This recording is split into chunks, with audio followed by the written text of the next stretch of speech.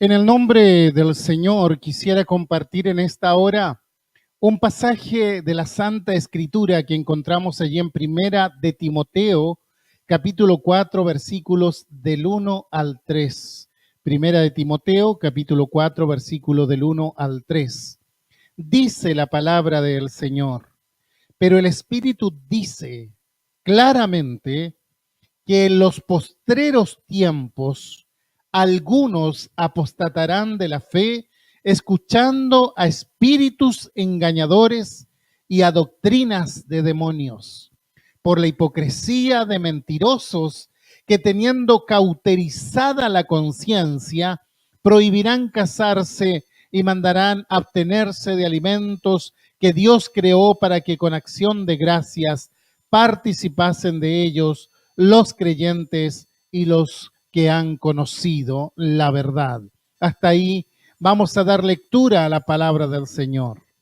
Estimados hermanos y amigos oyentes, al traer esta palabra siento como que estoy dando a luz sobre una palabra que Dios concibió prácticamente en el vientre de mi espíritu, pues ha traído inquietud y he sentido un abatimiento grande en mi alma en este tiempo, y es al observar la indiferencia que ha sobrevenido sobre las congregaciones que predican a Cristo. Es una carga muy grande, no exenta de lágrimas, y le he pedido al Señor que Él trate con sus hijos como Él solamente lo sabe hacer. Uno como predicador puede ser muy persuasivo, pero es imposible provocar los cambios que solo Dios puede hacer. Quizá parezca una frase muy recurrente, pero es tiempo de mirar a la cruz. Es tiempo de considerar el Evangelio de Cristo como un fundamento, como nuestra prioridad, para no caer en las trampas, en el engaño que el enemigo también sabe ejecutar con tal de mantenernos fuera del propósito y del centro como cristianos.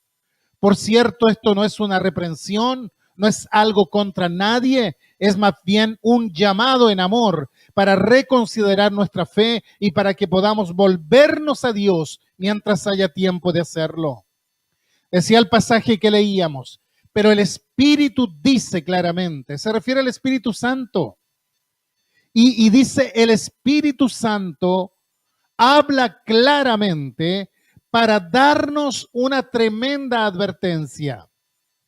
Por lo tanto, es nuestro deber solemne poner la máxima atención, porque cuando dice claramente, no es que sea esto más verdad o que todo lo demás señalado no tenga importancia, sino que hay un gran énfasis en esto, que de todo lo que debemos escuchar, esto por nada debemos dejar de oír o de ponerle atención.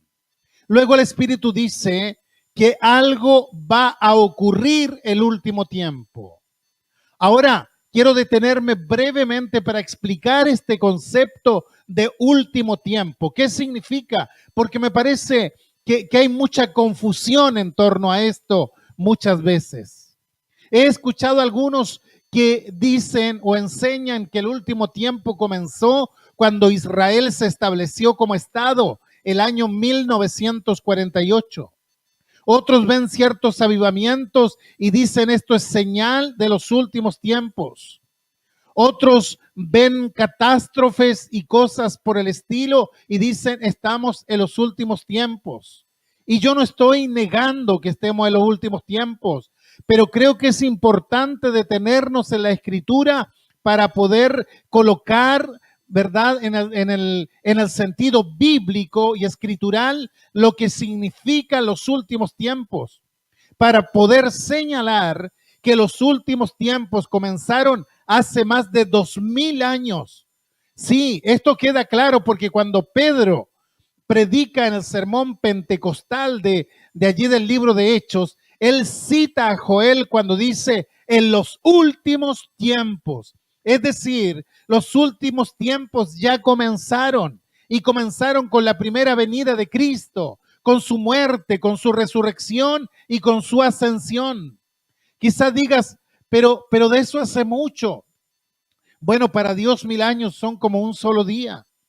En realidad no tengo mucho tiempo de explicar esto, pero los últimos tiempos tienen la característica de ser tiempos difíciles, tiempos problemáticos. Y aun cuando Cristo haya entrado en nuestros corazones, todavía son tiempos problemáticos y difíciles porque aún no hemos sido completamente santificados. Hay una verdad bíblica que dice el reino ha llegado, el reino de Dios ha llegado, pero también dice el reino está llegando. Es decir, el reino de Dios ha llegado, pero no en su totalidad, no en su manifestación plena. Y Pablo describe proféticamente algo que se convertiría en una verdadera batalla durante toda la era de la iglesia, y es algo que necesitamos escuchar, que necesitamos poner atención, aunque hayan pasado 2000 años. Y es que en los últimos tiempos, dice el Espíritu Santo claramente, algunos apostatarán de la fe. Y esto es importante que lo sepamos. Es importante que lo tengamos en cuenta. Y escúchelo bien, lo que el Espíritu dice claramente. Estamos viviendo un tiempo donde el número de creyentes ha decrecido en gran manera y ha aumentado el número de ateos, de agnósticos y de blasfemos a destajo. Ha retrocedido inmensamente el número de cristianos en nuestra nación. Ahora todo esto es esperable en los últimos tiempos, pero lo que mayormente me preocupa es lo que ocurre dentro del contexto de las iglesias. Dice que desde el mismo cristianismo habrá personas que se apartarán de la fe, que apostatarán de la fe. Todo esto nos da una señal muy lamentable, y es que desde dentro de la iglesia habrá personas que asegurarán ser cristianas, pero se apartarán de lo que significa verdaderamente la fe en Cristo. Esto es lamentable, esto es tremendamente peligroso. Imagínese que un cierto día venga una persona, un hombre a la iglesia y pida la palabra y diga a gran voz, bueno, yo soy ateo. O peor aún diga, miren, yo soy un adorador de Satanás. ¿Qué vamos a hacer? ¿Cómo vamos a reaccionar? Automáticamente nuestros radares se accionarían y diríamos, ese hombre no puede hablar aquí, no podemos escuchar a esta persona, y le pediremos que no continúe, ¿verdad? Actuaríamos porque nos daríamos cuenta que ese hombre claramente quiere entregar un mensaje que es destructivo para la congregación.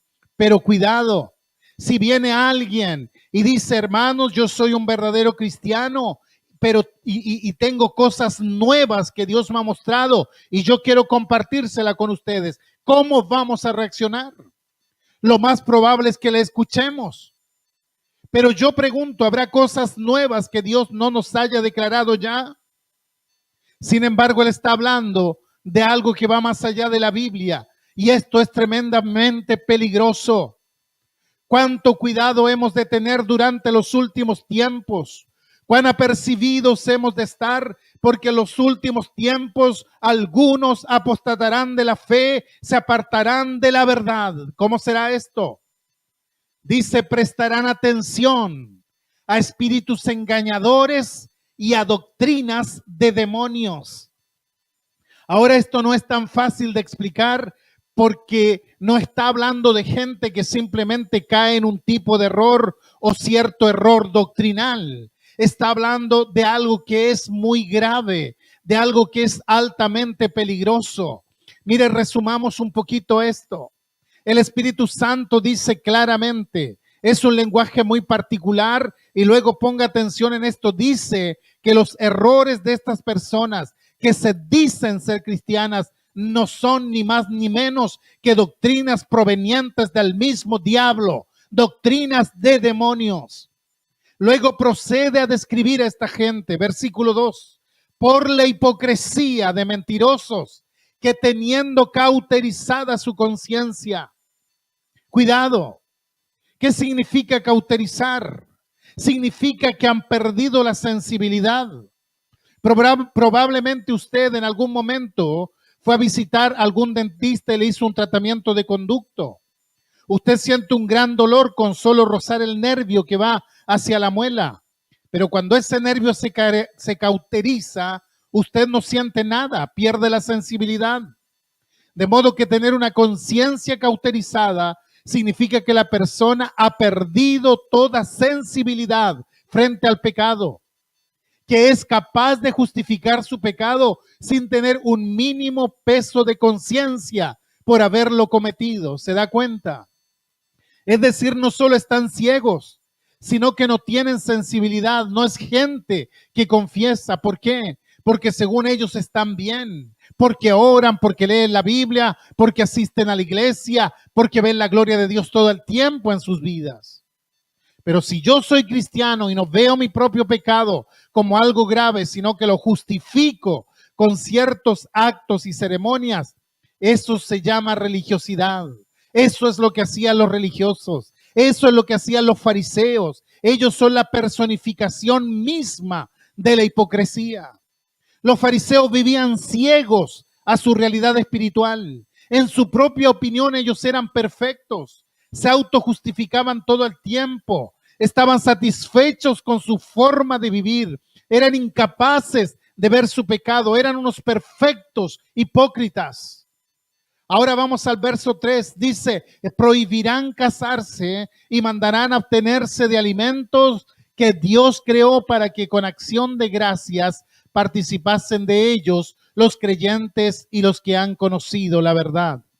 Mire, volvamos al contexto. Primero, el Espíritu dice claramente y luego nos advierte contra doctrinas de demonios, contra enseñanzas satánicas.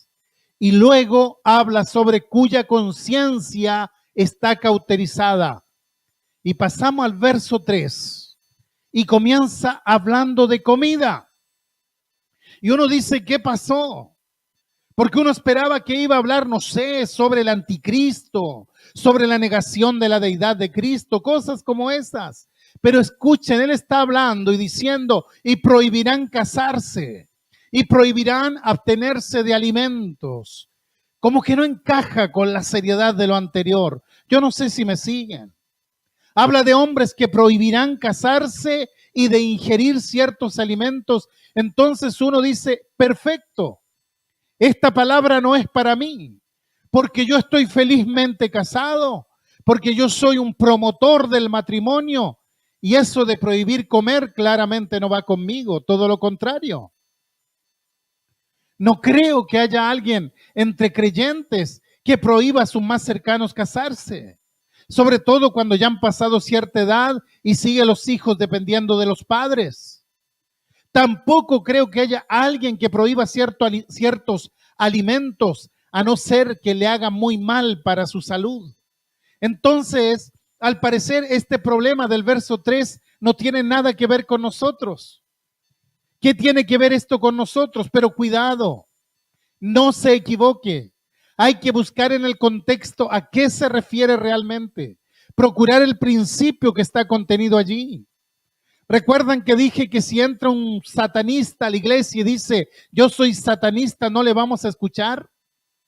Pero alguien que entra con una doctrina errada o un enfoque equivocado de la fe, él puede hablar y puede convertir a toda una congregación en nada más que un grupo de fariseos llenos de legalismo, llenos de formas. Así que retrocedamos y veamos el contexto completo de este texto y entonces vamos a poder entender mejor.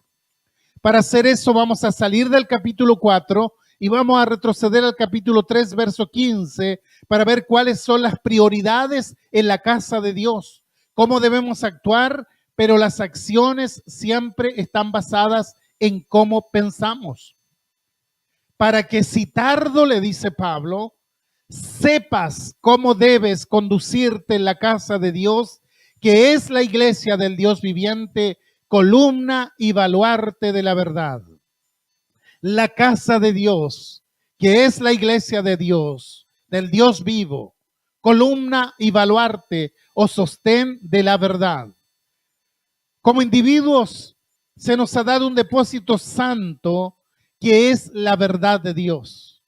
Pero también se nos ha dado ese depósito santo de manera colectiva, de manera congregacional, y tenemos la solemne responsabilidad de mantener la verdad que hemos aprendido.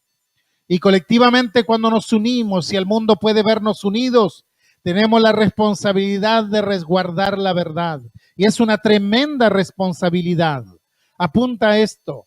El día del juicio tendrás que dar cuenta de esto. ¿Cuánto te preocupa la verdad? ¿Te preocupas por mantenerla, por vivirla, por enseñarla? Serás responsable de ello como creyente el día del juicio. No te estoy atemorizando, solo advirtiendo. Eres responsable por la verdad que se te ha dado y cómo la has utilizado. Luego dice la Escritura, e indiscutiblemente grande es el misterio de la piedad. ¿A qué misterio se refiere? Ponga mucha atención. ¿Cómo puede un miserable pecador, aborrecedor de Dios y amante del pecado, convertirse en un hombre o una mujer piadoso, lleno de piedad, lleno de virtud cristiana? Ahí tenemos la mayor demostración del poder y del amor de Dios, más grande aún que la de la creación, es la conversión de un hombre, porque cuando Dios creó el universo, Él lo creó de la nada. Pero cuando Él trató con el hombre pecador, el hombre depravado, Él lo recreó a partir de una masa de depravación total.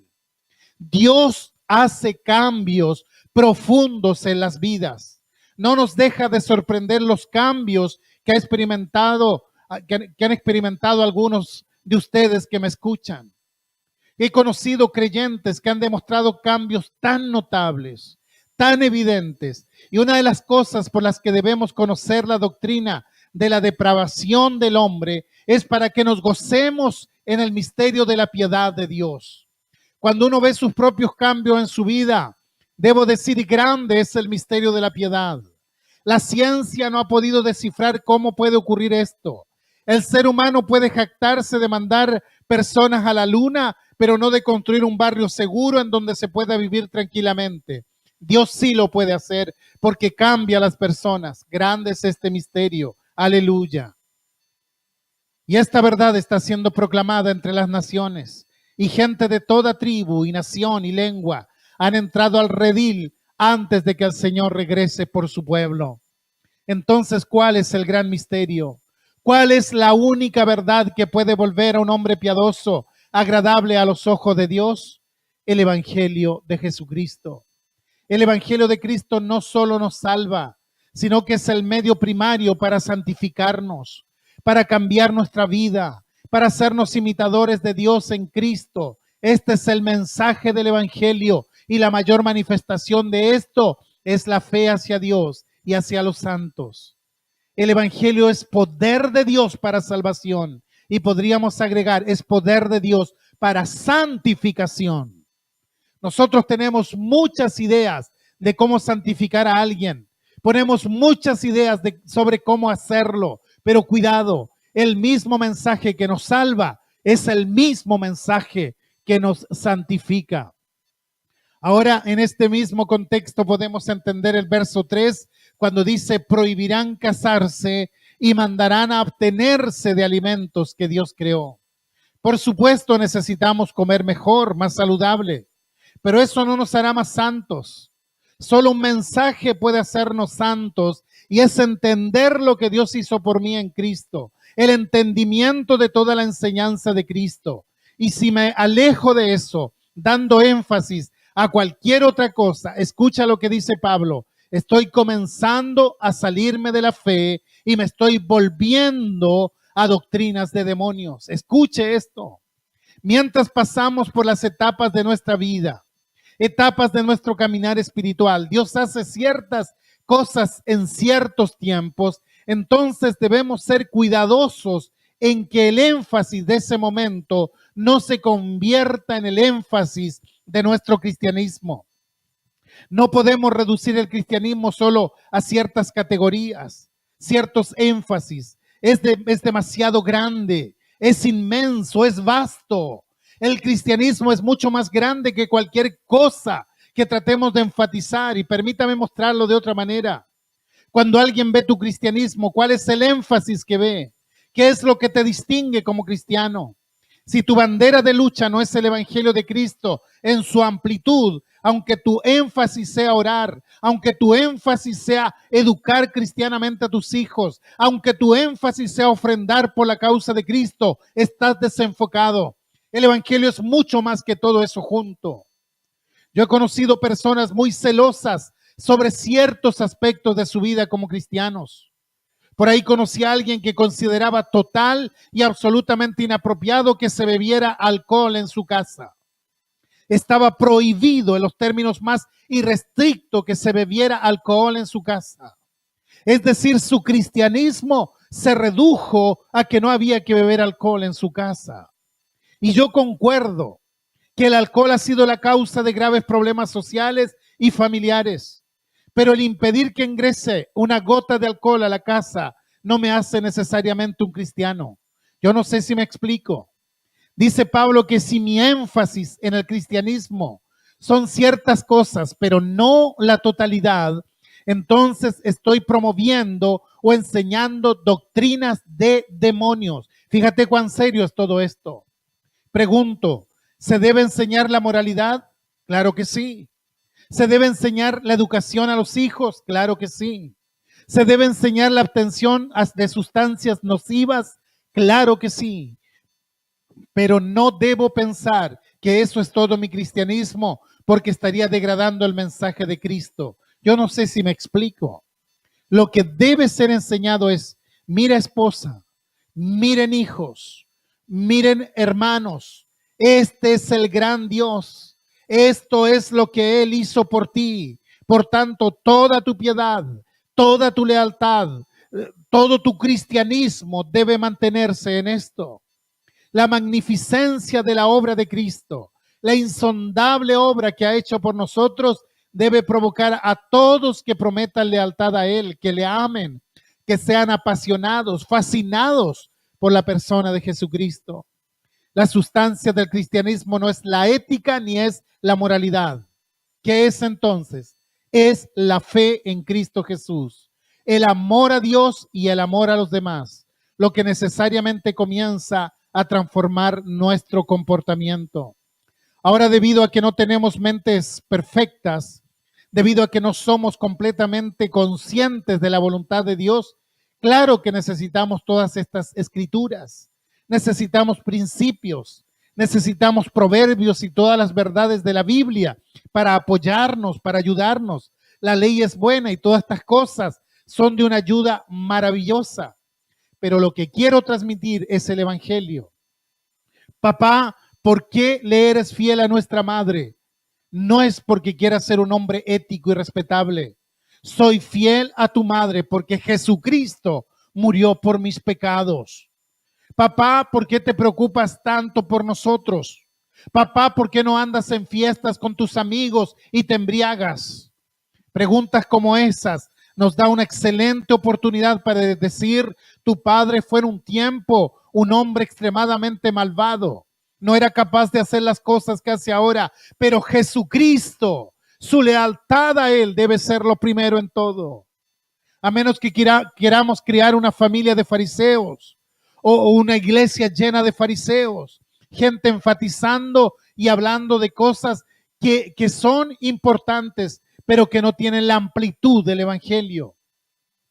Es importante abordar esto honestamente, claro que sí, pero debemos tener la sabiduría de la Escritura para protegernos del error, porque vivimos en una cultura que ni siquiera sabe deletrear la palabra decencia, pero fluye del hecho poderoso de que Cristo murió por mí. Queremos que los jóvenes tengan un buen comportamiento. Vamos a descubrir eso en la Escritura, por supuesto, pero no se trata de eso. Lo primero es acerca de Jesucristo y de su Evangelio. Esto es lo que Pablo está tratando de decir aquí. ¿De cuál es el fundamento en nuestra vida cristiana? A veces confundimos a los más jóvenes y hermanos nuevos con pequeños énfasis, pasando por alto lo fundamental. Es buena la ética, es buena la educación, es bueno el respeto por los demás, pero deben ejercitarse correctamente. Y lo correcto es cuando son el resultado de haber entendido el Evangelio de Jesucristo. Me gustaría ver esto en las iglesias cristianas. Podremos cada uno tener distintos énfasis. Eso es parte de ser un cuerpo. Yo probablemente no tengo ciertos dones que usted tiene.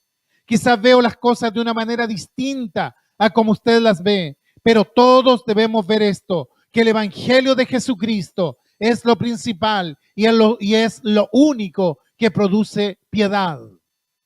El discipulado es aplicar el Evangelio a la otra persona. Enseñar es muy fácil. Enseñar es más fácil que discipular, porque cuando estás discipulando, cuando estás aplicando el Evangelio, es a través de la enseñanza, pero también es a través de la vida que estás viviendo, de tu ejemplo.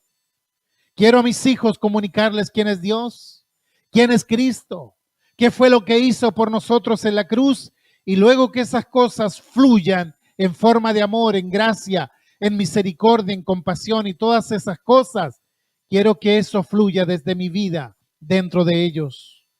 Y si tomamos el Evangelio, si tomamos seriamente el mandato de amarnos los unos a los otros, lo demás es añadidura.